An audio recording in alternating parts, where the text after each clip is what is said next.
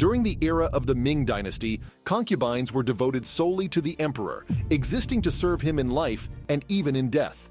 Their fate was intertwined with the emperor's desires, as they were expected to accompany him into the afterlife, providing entertainment, companionship, and servitude. The destiny of concubines in Ming Dynasty. The Ming Dynasty was established by Zhu Yuanzhang, 1328 to 1398, a commoner who chose Nanjing as his capital.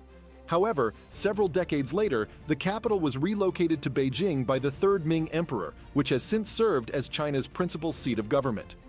Throughout its almost three-century span, the Ming Dynasty experienced unprecedented economic and cultural expansion, witnessing a near doubling of its population.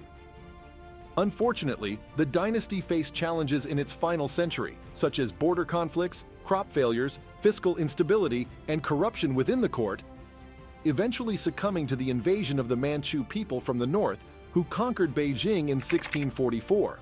In the Ming Dynasty, the people held beliefs in multiple gods and adhered to the three teachings of Confucianism, Buddhism, and Taoism.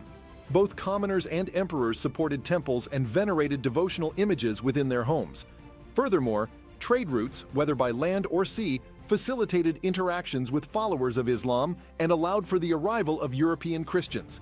Concubine culture thrived during the Ming Dynasty, propelling it into a global superpower.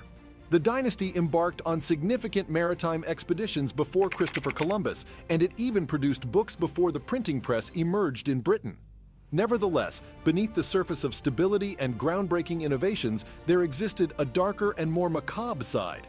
The Ming emperors exhibited boundless cruelty, especially towards the imperial concubines. Some emperors amassed astonishingly large numbers of concubines, with figures reaching as high as 9,000. These unfortunate women were torn from their homes and confined to luxurious prisons, allowed no freedom except when summoned to the emperor's bed. Due to the prevailing practice of foot-binding during that time, the concubines were rendered physically unable to escape or walk into the emperor's chambers.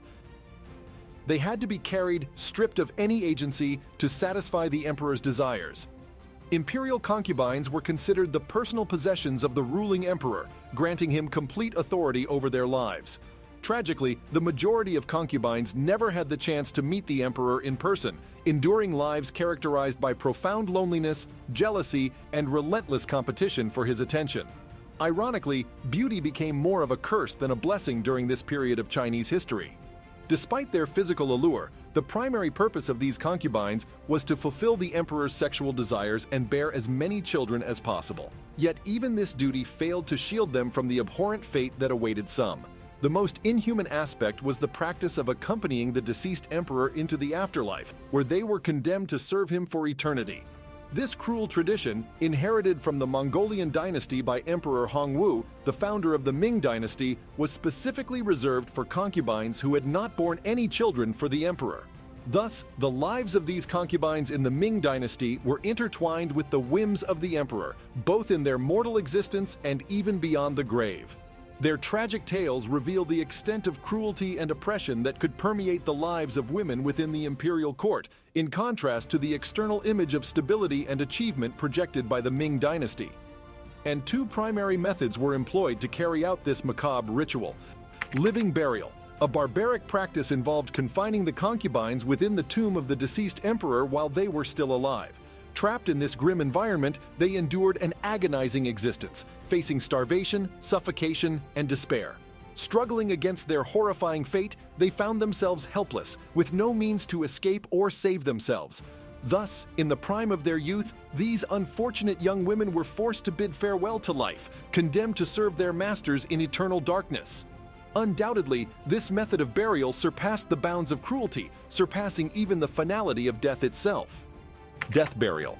The fate of concubines was met with swiftness. Those chosen to depart from this world would either face execution at the hands of palace eunuchs or make the decision to end their own lives. Common methods included hanging oneself using a silk scarf or opting for poison.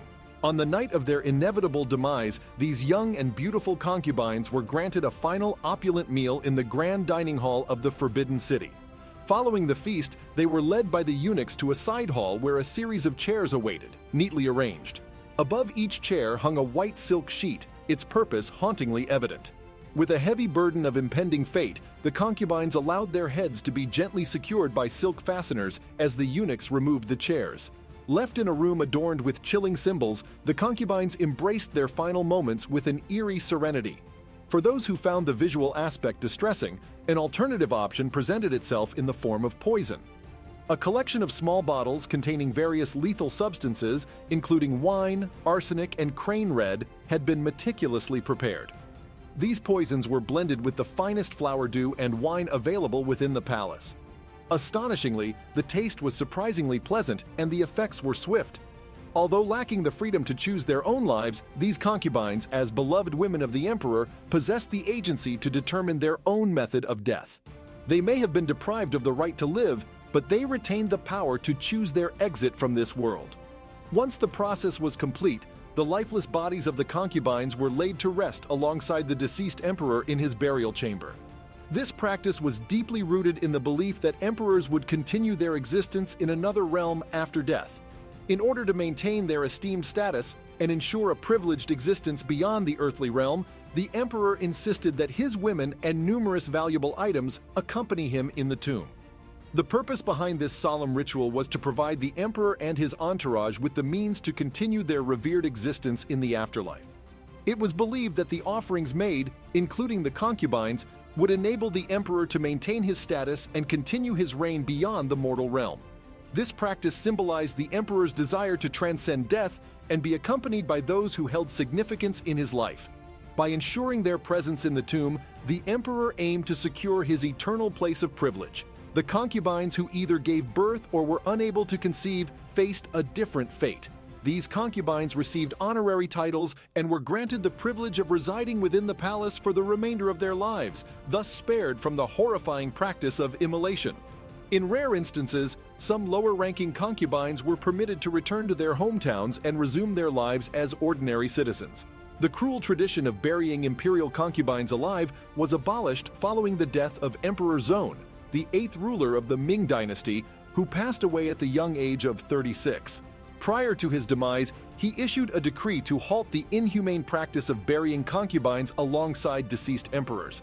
This long-established custom had prevailed since the early days of the Ming Dynasty, and as we reflect upon this remarkable historical era, it serves as a poignant reminder that even during the most glorious periods, darkness can permeate, leaving an enduring legacy that haunts future generations.